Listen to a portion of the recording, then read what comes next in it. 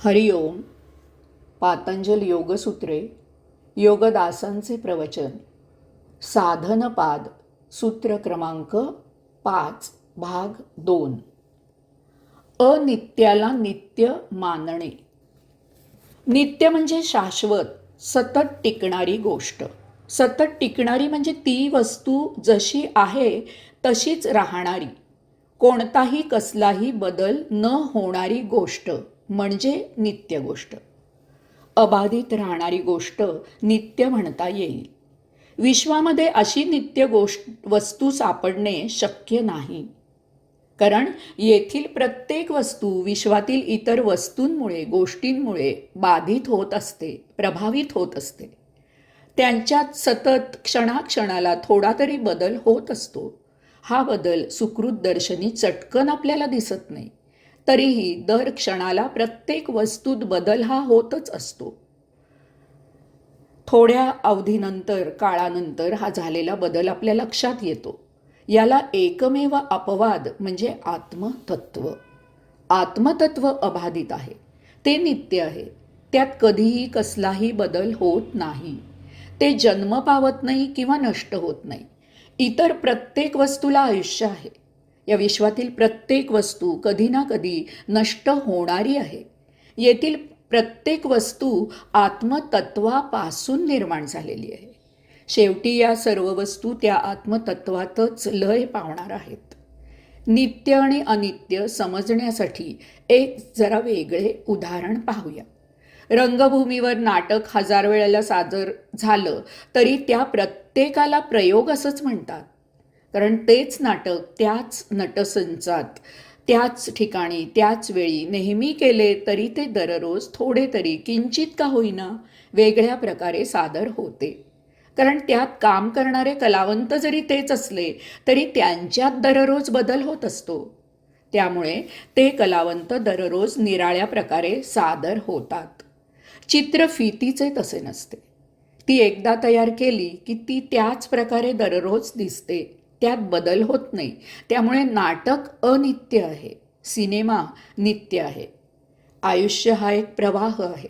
त्यामुळे आपले जीवन नदीसारखे सतत वाहत असते. ते कधीही स्थिर असू शकत नाही. उगमाकडून पाण्याचा प्रवाह वाहत येतो आणि तो आपल्या नजरेला स्थिर झाल्यासारखा एखादाच क्षण वाटतो, पण तो भास असतो, कारण लगेचच तो प्रवाह पुढे समुद्राकडे वाहत जातो.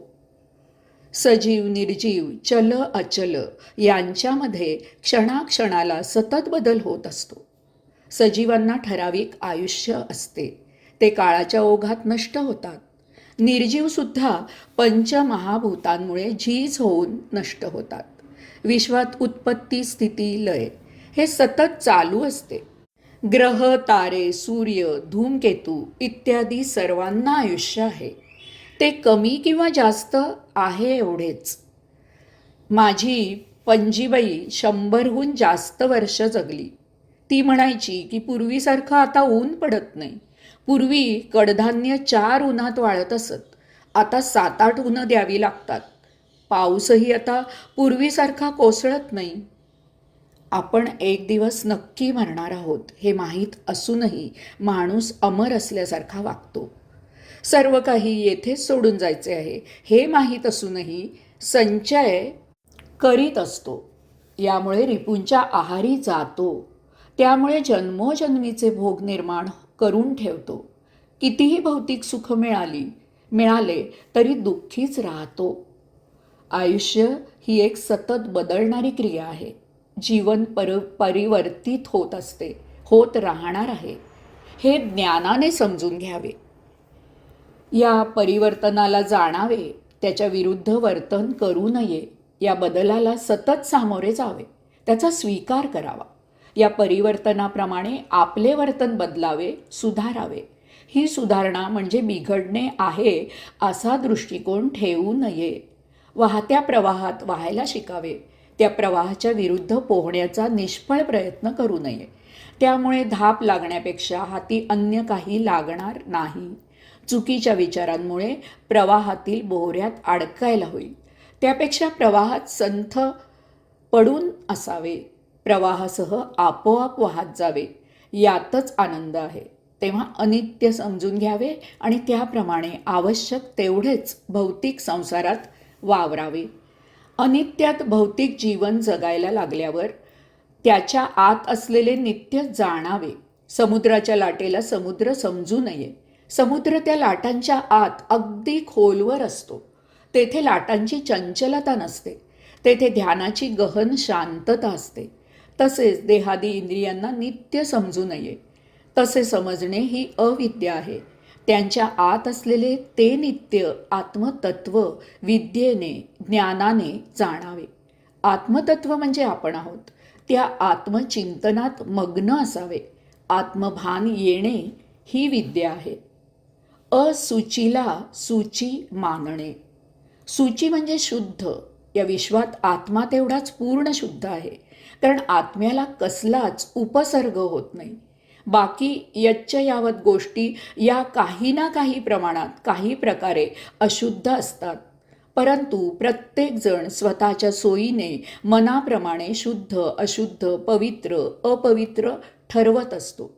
हिंदू त्यांच्या धर्माप्रमाणे शुद्ध गोष्टी ठरवतात. मुसलमान त्यांच्या धर्माप्रमाणे शुद्ध गोष्टी ठरवतात. ख्रिश्चन त्यांच्या धर्माप्रमाणे शुद्ध गोष्टी ठरवतात. माणसाला स्वतःची विष्ठा, घाण, किळसवाणी, अशुद्ध, अपवित्र वाटते, परंतु तीच विष्ठा डुक्कर अन्न म्हणून मिटक्या मारत खातो. दोन शुद्ध गोष्टी एकत्र आल्या की त्या शुद्ध राहत नाहीत. शुद्ध पाणी शुद्ध दुधात मिसळले तर ते पाणी पाणी म्हणून आणि दूध म्हणून असे दोन्ही अशुद्ध होतात. ते मिश्रण असते, एकरूपता नसते, म्हणून ते अशुद्ध होते. याचा अर्थ शुद्ध आणि अशुद्ध याची व्याख्या निराळी आहे. व्याख्या नेहमी स्थिर असायला पाहिजे. ती प्राण्याप्रमाणे, धर्माप्रमाणे, पंथाप्रमाणे बदलता येत नाही. ती सर्व काळ सत्य असायला पाहिजे.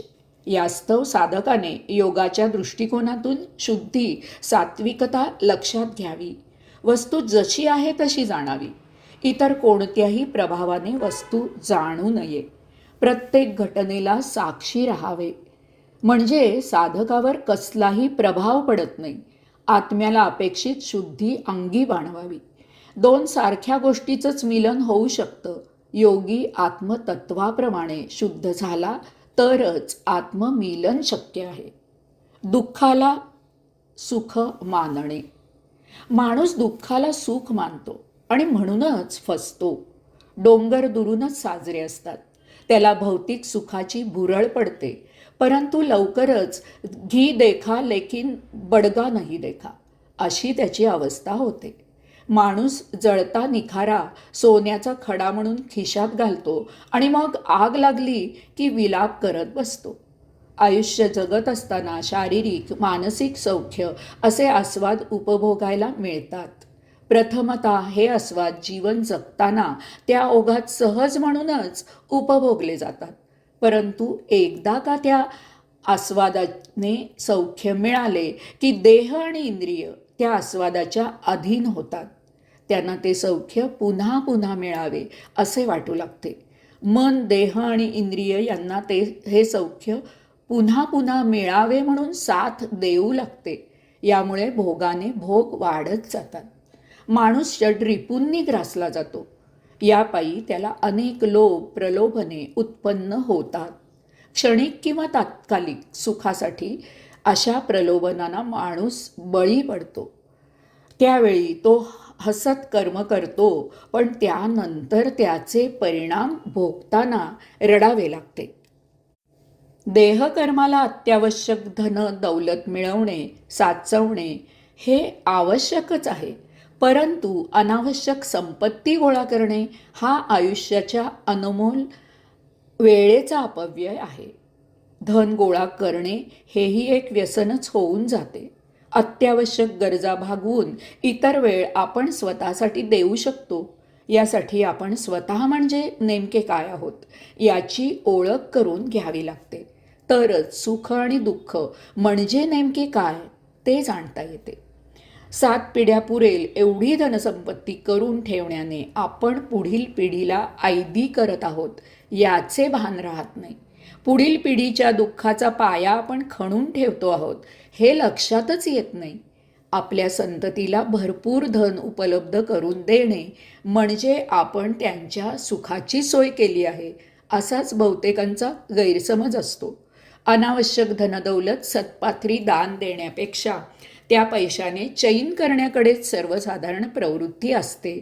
ती नेहमीच दुःखाला कारणीभूत ठरते.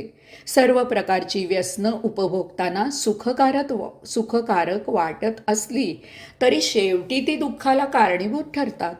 सुख उपभोगताना सुरुवातीला बरे वाटत असले तरी शेवटी तेच सुख दीर्घकाळाकरता दुःखाला कारणीभूत ठरते. दुःख निवारणार्थ सुखाचा शोध घेतला जातो. सौख्य मिळेल असा रस्ता स्वीकारला जातो. सुखाला जवळ केलं जातं. नेमकी हीच महाभयंकर चूक होत असते. कारण सुखातून पुन्हा दुःखातच येऊन कोसळावे लागते. कोणत्याही सुखातून हमखास दुःखच निर्माण होते. आजपर्यंत असे एकही सौख्य नाही, अर्थातच एक अपवाद वगळता की ज्यामुळे महादुःख भोगावे लागत नाही. सुखाचा अंत दुःखातच होत असतो. याला एकमेव अपवाद आहे, तो म्हणजे दुःख स्वीकारून ते जगायला शिकणे. यामधूनच एक दिवस आपोआप शाश्वत आनंदाचा ठेवा सापडतो. हा आनंदाचा ठेवा चिर न संपणारा असतो. तो आपल्यापासून कुणीही हिरावून घेऊ शकत नाही. हा नित्यानंद जन्मोजन्मी सोबत देतो आणि एक दिवस मुक्ती मिळवून देतो. अनात्म आत्म मानणे. आयुष्य जगताना विश्वातील सृष्टीचा निर्भेळ निर्लेप निखळ आनंद घेणे हे आणि हेच एकमेव जीवन जगणे आहे. जीवनात आनंदाचा आपण उपभोग घेताना आपल्याप्रमाणेच इतरांनाही तसाच आनंद घेण्याचा हक्क आहे. आपल्यासारखे सर्वांचेच जीवन आनंदाने भरून जावे असेच आपले वर्तन असावे. आपल्या जगण्याचा प्रत्येक कृतीचा उद्देश तोच असायला पाहिजे. असा विश्वानंद देणारा अमृताचा झरा आपल्या शरीरात अखंड वाहत आहे. हा झरा म्हणजे अंतस्थ आत्मा होय. हा झरा प्राणवायूच्या माध्यमातून आपल्या देहामधून निघून विश्वाला गवसणी घालून परमात्म्यापर्यंत वाहत आहे. या झऱ्याच्या योगसाधनेने अध्यात्म ध्यान समाधीने शोध घ्यायला शिकले पाहिजे. या झऱ्याच्या काठावर बसून योगेश्वर गीत म्हणता आले पाहिजे. परंतु आपण अविद्येने देहादी इंद्रियांनाच महत्त्व देतो. देह इंद्रिय म्हणजे आपण आहोत असाच आपला गैरसमज असतो. देह इंद्रिय यांना सौख्य मिळाले म्हणजे आपल्याला सौख्य लाभले असेच आपल्याला वाटते. देह आणि इंद्रियांचा आनंद हा नेहमी भेसूर असतो, कारण अंती तो दुःखाला कारण ठरतो. या झऱ्याचा योग साधनेने अध्यात्म ध्यान समाधीने शोध घ्यायला शिकायला पाहिजे. या झऱ्याच्या काठावर बसून योगेश्वर गीत म्हणता आले पाहिजे.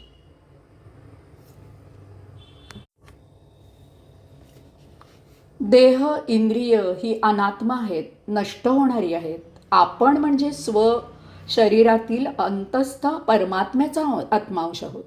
हे जाणून न घेता आपण म्हणजेच मन शरीर इत्यादी आहोत असं समजणं ही अविद्या आहे. या खोट्या समजुतीमुळे आपण देहाच्या भोगात अडकतो. जन्ममरणाचे फेरे घेत बसतो. हे फेरे नेहमीच आपल्याला दुःख देत असतात.